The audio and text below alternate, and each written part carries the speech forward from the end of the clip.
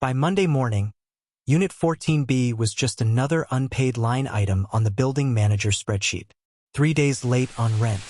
No answer to calls. Package pileup at the door. At 10:12 a.m., the property manager, Ellen Cruz, took the elevator up to the 14th floor of the Halcyon Towers, a sleek, glass high-rise overlooking the downtown skyline. She knocked. "Mr. Lawson? It's management. You home?" Silence. She tried again. Nothing. The building policy said wait. Common sense said check.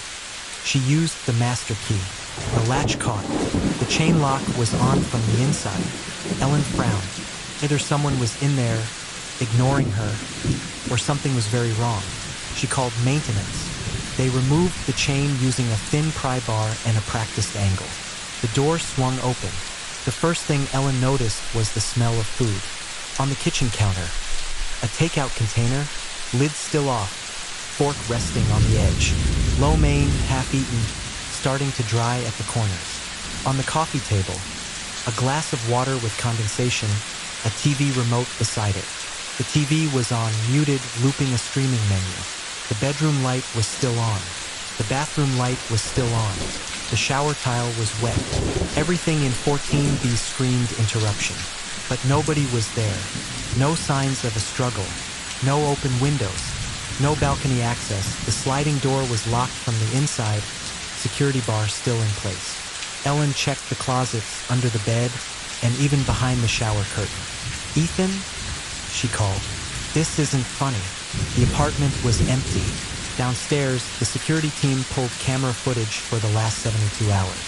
It showed Ethan Lawson, 29, a financial analyst, entering Halcyon Towers on Friday night with a grocery bag and a laptop backpack. There was no footage of him ever leaving. This is the story of the high-rise apartment that swallowed a tenant whole. You're watching Enter the Crime. Halcyon Towers wasn't a luxury building, but it wanted to be. Glass panels, a polished concrete lobby, and a concierge desk that could see the entire entrance. A gym with 3 treadmills, an always empty yoga room, and a rooftop deck nobody really used. Most residents were young professionals, couples who hadn't moved to the suburbs yet, or older tenants who liked the convenience of the elevator and underground parking. Unit 14B was a 1-bedroom on the east side of the building, with a view over the expressway and a slice of the skyline. It had a small balcony, a galley kitchen, and the standard white-gray modern finish. The tenant was Ethan Lawson. He'd moved in 18 months earlier, upgrading from a shared apartment across town after landing a better job with Hanford & Dales, a mid-sized investment firm. On paper, Ethan was exactly the kind of person Halcyon catered to. Steady income, good credit, no prior evictions, no criminal record, quiet, paid on time, helped hold packages for neighbors, gave a polite nod in the elevator, always looked tired. One neighbor would later say, like he was working too much, but not the type to cause trouble. Ethan's life followed a predictable loop. Work, gym, takeout, streaming, sleep, repeat, until the first week of October. That was when small deviations began to appear, so subtle that no one noticed them at the time. Not until he vanished. Investigators could account for nearly every minute of Ethan's last 48 hours inside Halcyon. Security cameras covered the lobby, the mailroom, the elevator interior, each hallway intersection. They did not cover individual apartment doors, stairwell landings, the inside of units. On Thursday, Ethan logged out of his office computer at 6:42 p.m., left the Hanford & Dales building, and took the subway home. Cameras showed him entering Halcyon at 7:21 p.m., carrying a laptop bag and a white paper bag from a nearby deli. He checked his mail, nodded at the concierge, rode the elevator up, and disappeared from view in the hallway leading to 14B. He did not leave again that night. On Friday, he worked remotely. Company logs showed him logged into the firm's VPN from 8:03 a.m. to 5:12 p.m., with multiple emails sent, a video call joined, and trades approved.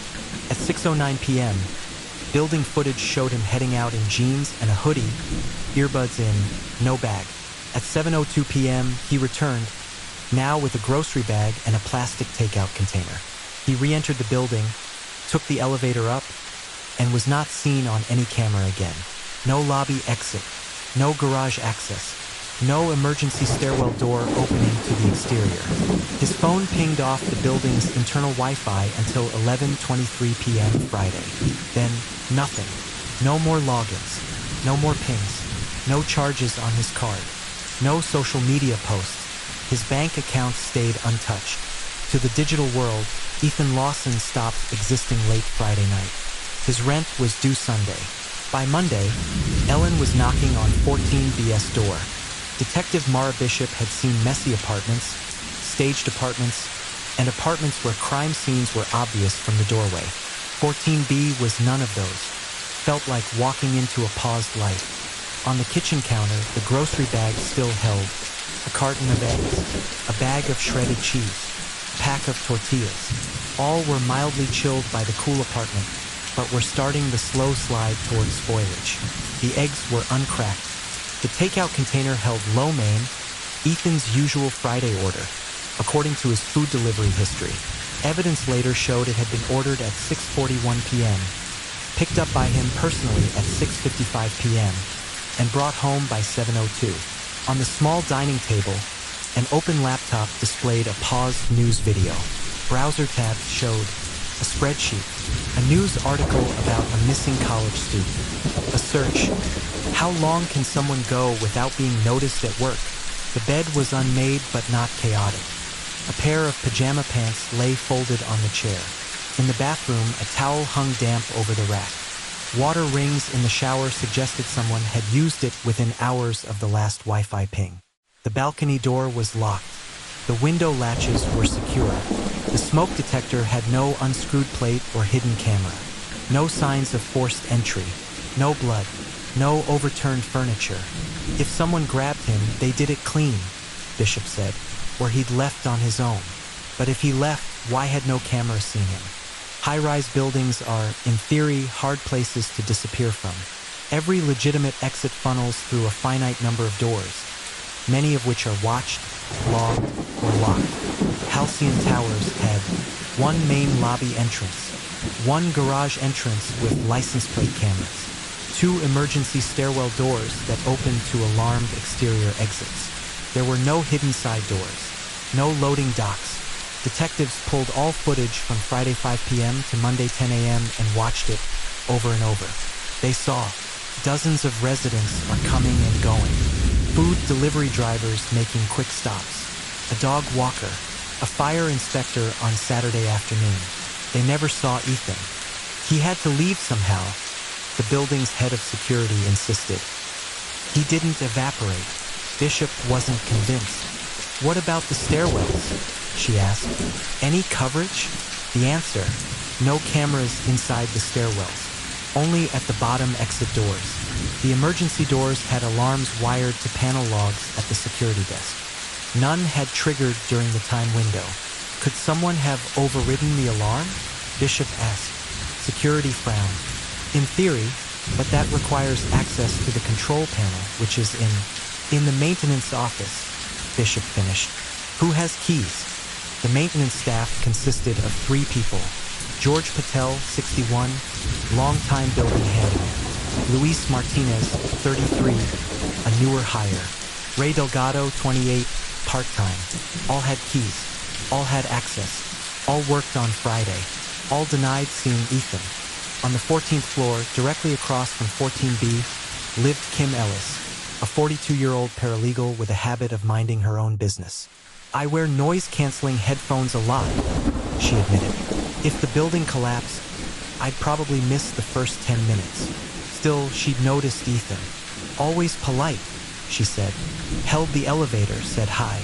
The kind of guy you'd trust to water your plants if you went out of town. Did she remember anything unusual that weekend? At first, no, she said. But when they told me he was missing, I kept replaying Friday night. Around 9:30 p.m., she'd ordered food. It arrived right as I was starting a movie, she recalled. I went to get it, and when I opened my door, I heard another one closing. She saw movement down the hall, a figure turning the corner toward the elevator. "Could you tell who?" Bishop asked. Kim shook her head. "Dark hoodie, ball cap. Could have been Ethan. Could have been anyone." She paused. "It didn't feel like him," she said slowly. "He usually waved." "Anything else?" "The stairwell door," she said. "I heard it, maybe an hour later, as someone pushed it and it slammed the wrong way."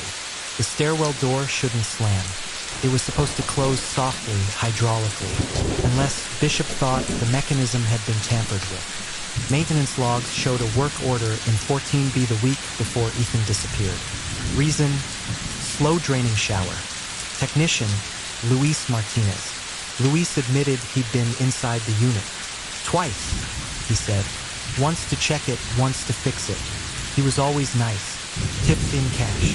The shower did drain slowly. Records showed the problem was legitimate. But when Bishop walked the 14th floor with Luis, she noticed something small. The stairwell door on 14 didn't close like the others. It stuck just slightly, requiring a firmer push. "Been like that for a while?" she asked. Luis shrugged. "Hydraulic closer's off," he said. "We've been meaning to adjust it. It's on a list." "How long has it been like that?" Bishop pressed. "A few weeks," he admitted. Long enough, Bishop thought, for someone to test how loud it was, how much pressure it took, how easily it could be propped. She requested badge swipe logs for staff access. Luis's badge had been used. Friday at 5:51 p.m., entering the maintenance office. Friday at 6:02 p.m., accessing the garage. Friday at 6:47 p.m., returning through the lobby. Then not again until Saturday morning. George's badge, however, showed something odd. Friday 11:52 p.m., accessing the maintenance office. Friday 11:56 p.m., accessing the basement level. "What were you doing here close to midnight?" Bishop asked George. He looked uncomfortable. "Boiler alarm," he said. "Got a call at home from the system. I came in, reset it. Thought it was nothing." The system logs did show a boiler fluctuation, but if George was in the building around midnight, he was one of the few people who could have overridden the stairwell alarms or used service corridors. And he hadn't mentioned his late-night visit until confronted with the logs.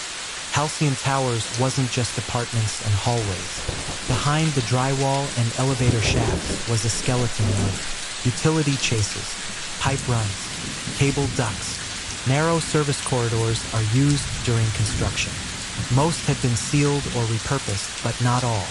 When Bishop pushed, the building's developer produced architectural plans. On an old blueprint, faded and creased, Bishop saw it. A narrow maintenance corridor running vertically behind the 12th to 15th floors, connecting to the elevator machine room, the service duct near the trash chutes, a sealed hatch near the 14th floor stairwell. "What's behind that hatch now?" she asked. George swallowed. "Technically, nothing," he said. "It's supposed to be sealed. We don't use it." "Technically," Bishop repeated. "Open it." When they did, dust puffed out. Behind the metal panel was a cramped, shoulder-width corridor with exposed pipes and wiring. Old boot prints were visible in the dust, fresher near the bottom, faded toward the top. "Who's been in here?" Bishop asked. "Probably me," George said. "Years back. We used it during some repairs." "Anybody else have keys to this hatch?" "Maintenance only. No fibers, no obvious signs of a struggle." But in a narrow section near the midpoint, Bishop saw scuff marks on the wall at about shoulder height, as if something or someone had been dragged, pressed, or braced there. If someone wanted to move a person from a 14th floor unit to the basement without being seen on cameras, this corridor, plus the service elevator, would be a perfect path, especially if the person moving them knew exactly where every blind spot was. Ethan's simple life hid complications. His employer, Hanford and Dales, cooperated fully with investigators. At least that was the official line. Behind closed doors, they were worried. Ethan handled mid-level accounts, nothing massive by Wall Street standards, but enough to matter: retirements, portfolios for small business owners, a couple of municipal funds. Audits of his recent work showed no million-dollar thefts, no obvious embezzlement. But there were a few risky trades skirting firm policy. A private email from a client accusing him of being evasive. A flagged internal message from compliance requesting clarification on an unusual transfer. The transfer in question? A short-term movement of funds between two accounts that, on paper, shared a common institutional owner. In reality, one of those accounts was a shell for a small-time organized crime operation the feds had been quietly watching. Ethan, as far as anyone could prove, didn't know that. But someone in that world might have convinced themselves he did. One message stood out. A text, received the day before he disappeared, from an unsaved number. "We need to talk, not on work lines. Friday night, at your place." No reply was saved. Phone records could not confirm if Ethan called back. Whoever texted him used a prepaid device that went dark 2 days later. "Friday night, at your place." Bishop looked at the timestamp. 5:11 p.m. Ethan left for groceries and takeout just after 6. Did someone meet him in the lobby when he came back? Or did someone follow him up? In high-rise buildings, most odd noises get explained away. Footsteps above, neighbor, thud in the hallway, delivery, raised voices, someone's argument, not your business. On the 13th floor of Halcyon Towers lived Jared and Mia Daniels, a couple in their early 30s. When re-interviewed weeks into the investigation, Mia hesitated, then told Bishop, "There was something," she said, "but I don't know if it's important." Friday night, just before midnight, she'd woken up to what she thought was a TV screen. "A woman shouting?" Bishop asked. Mia shook her head. "No," she said. "Short, like a man, surprised. Then a bang. I figured someone dropped something heavy." Jared hadn't heard it. He sleeps with a fan on. Their apartment was directly under 14B's living room. Acoustic modeling later suggested that a shout or impact in 14B could indeed travel down in a muffled way through the building structure, sounding faint but perceptible one floor below. No other neighbors reported hearing it. But combined with the midnight boiler visit, the text from the unknown number, and the service corridor, a narrative began to form. One where someone with building access came to see Ethan late at night. An argument, confrontation, or ambush occurred. Ethan was overpowered, removed from 14B through non-public routes, and transported out of the building unseen. It wasn't proof, but it was at least plausible. The garage at Halcyon Tower used license plate recognition cameras. Every entry and exit was logged. Ethan's car, a white 2017 Honda Civic, was recorded entering on Thursday evening and never leaving. It remained in its assigned space, but he didn't go to work on Friday in person. He worked from home. If someone came to see him, they either parked on the street out of the garage's cameras or used a rideshare or taxi. Detectives pulled traffic camera footage from the blocks surrounding Halcyon. The only vehicle that appeared repeatedly during the crucial window, late Friday evening to after midnight, was a dark blue van that circled the block twice and then parked on a side street, out of sight of the building's front door. No plates were legible from the best angles they had. When questioned, building staff denied noticing any unusual vehicles. Street parking was public. People came and went. The van could be unrelated, or it could belong to whoever texted Ethan. Or, as Bishop increasingly suspected, it might tie back to someone much closer. A partial plate, seen on grainy traffic footage a block away, eventually gave them a lead. The number matched a van previously registered to a small contracting business owned by George's brother-in-law. The van had been sold for cash months earlier, with no updated registration on file. The new owner, according to George, some guy from out of town, paid in cash, didn't get a name, convenient. Without a body, prosecutors are cautious. Without clear evidence of homicide, they're almost paralyzed. Ethan's case stalled in that gap. There was no proof he was alive, no proof he was dead, no clear motive that crossed from possible into prosecutable. Hanford and Dales quietly tightened its controls and moved on. Halcyon Towers, after a burst of gossip and a flurry of security updates, went back to normal, New tenants moving in, old ones moving out.